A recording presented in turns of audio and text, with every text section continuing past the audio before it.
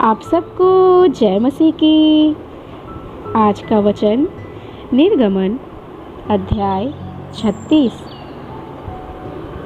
Bezalel और ओहोलियाब और सब बुद्धिमान जिनको यहोवा ने ऐसी बुद्धि और समझ दी हो कि वे यहोवा की सारी आज्ञाओं के अनुसार पवित्र स्थान की सेवा के लिए सब प्रकार का काम करना जाने, वे सब यह काम करें।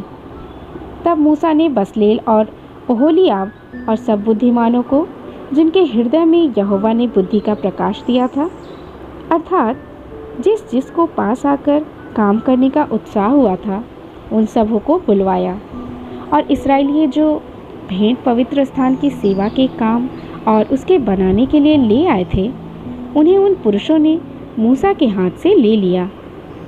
तब भी लोग प्रति भोर को उसके पास भेंट अपनी इच्छा से लाते रहे। और जितने बुद्धिमान पवित्र स्थान का काम करते थे, वे सब अपना अपना काम छोड़कर मूसा के पास आए और कहने लगे, जिस काम को करने की आज्ञा यहोवा ने दी है, उसके लिए जितना चाहिए उससे अधिक वे ले आए।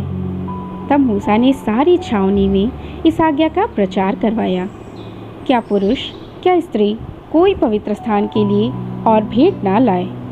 इस प्रकार लोग और भेंट लाने से रोके गए, क्योंकि सब काम बनाने के लिए जितना सामान आवश्यक था, उससे अधिक बनाने वालों के पास आ चुका था। काम करने वाले जितने बुद्धिमान थे, उन्होंने निवास के लिए बटी हुई सूक्ष्म सनी के कपड़े के और नीले, बैंगनी और लाल रंग के कपड़े के 10 पर्दों को काढ़े हुए करूबों सहित बनाया। एक एक पर्दे की लंबाई 28 हाथ और चौड़ाई 4 हाथ की हुई। सब पर्दे एक ही नाप के बने। उसने 5 पर्दे एक दूसरे से जोड़ दिए और फिर दूसरे 5 पर्दे भी एक दूसरे से जोड़ दिए। और जहाँ ये पर्दे जोड़े गए, वहाँ के दोनों छोरों पर उसने नीले नीले फंदे लगाए।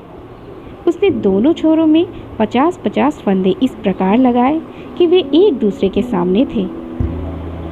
और उसने सोने के 50 अंकड़े बनाए और उनके द्वारा पर्दों को एक दूसरे से ऐसा जोड़ा कि निवास मिलकर एक हो गया। फिर निवास के ऊपर के तंबू के लिए उसने बकरी के बाल के 11 पर्दे बनाए। एक एक पर्दे की लंबाई 30 हाथ और चौड़ाई 4 हाथ की हुई और 11 पर्दे एक ही नाप के थे। इनमें से उसने 5 पर्दे अलग और 6 पर्दे अलग जोड़ दिए। और जहाँ दोनों जोड़े गए, वहाँ की छोरों में उसने 50-50 फंदे लगाए। और उसने तंबू के जोड़ने के लिए पीतल के 50 अंकड़े भी बनाए, जिससे वह एक हो जाए। और उसने तंबू के लिए लाल रंग की रंगी हुई मेढ़ों की खालों का एक ओढ़ना और उसके ऊपर के लिए सोइसों की खालों का भी एक ओढ़ना बनाया। फिर उसने निवास के लिए बबूल की लकड़ी के तख्तों को खड़े रहने के लिए बनाया। एक एक तख्ते की लंबाई 10 हाथ और चौड़ाई 1.5 हाथ की हुई। एक एक तख्ते में एक दूसरे से जोड़ी हुई 2-2 चूलें बनी। निवास के लिए सब तख्तों को उसने इसी भांति बनाया। उसने निवास के लिए तख्तों को इसी रीति से बनाया कि दक्षिण की ओर 20 तख्ते लगे और इन 20 तख्तों के नीचे चांदी की 40 कुर्सियाँ, अर्थात एक एक तख्ते के नीचे उसकी 2 चूलों के लिए उसने 2 कुर्सियाँ बनाई। और निवास की दूसरी ओर, अर्थात उत्तर की ओर के लिए भी उसने 30 तख्ते बनाए और इसके लिए भी उसने चांदी की 40 कुर्सियाँ, अर्थात एक एक तख्ते के नीचे 2-2 कुर्सियाँ बनाई। और निवास की पिछली ओर, अर्थात पश्चिम की ओर के लिए उसने 6 तख्ते बनाए और पिछले भाग में निवास के कोनों के लिए उसने 2 तख्ते बनाए। वे नीचे से 2-2 भाग के बने और दोनों भाग ऊपर के सिरे तक एक एक कड़े में मिलाए गए।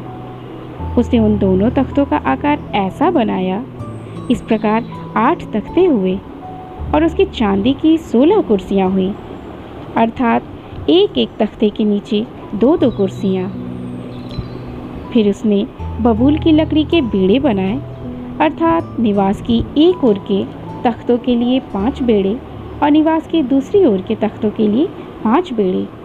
और निवास के जो किनारा पश्चिम की ओर पिछले भाग में था, उसके लिए भी 5 बेड़े बनाए और उसने बीच वाले बेड़े को तख्तों के मध्य में तंबू के एक सिरे से दूसरे सिरे तक पहुंचने के लिए बनाया, और तख्तों को उसने सोने से मढ़ा, और बेड़ों के घर का काम देने वाले कड़ों को सोने से बनाया, और बेड़ों को भी सोने से मढ़ा। फिर उसने नीले, बैंगनी और लाल रंग के कपड़े और बटी हुई सूक्ष्म सनी के कपड़े का बीच वाला पर्दा बनाया, और कढ़ाई के काम किए हुए करबों के साथ बनाया। उसने उसके लिए बबूल के 4 खंभे लगाए और उनको सोने से मढ़ा। उसकी घुंडियाँ सोने की बनी, और उसने उसके लिए चांदी की 4 कुर्सियाँ ढाली। उसने तंबू के द्वार के लिए भी नीले, बैंगनी और लाल रंग के कपड़े का और बटी हुई सूक्ष्म सनी के कपड़े का कढ़ाई का काम किया हुआ पर्दा बनाया, और उसने घुंडियों समेत उसके 5 खंभे भी बनाए, और उनके सिरों पर और जोड़ने की छड़ों को सोने से बढ़ा, और उनकी 5 कुर्सियाँ पीतल की बनाई।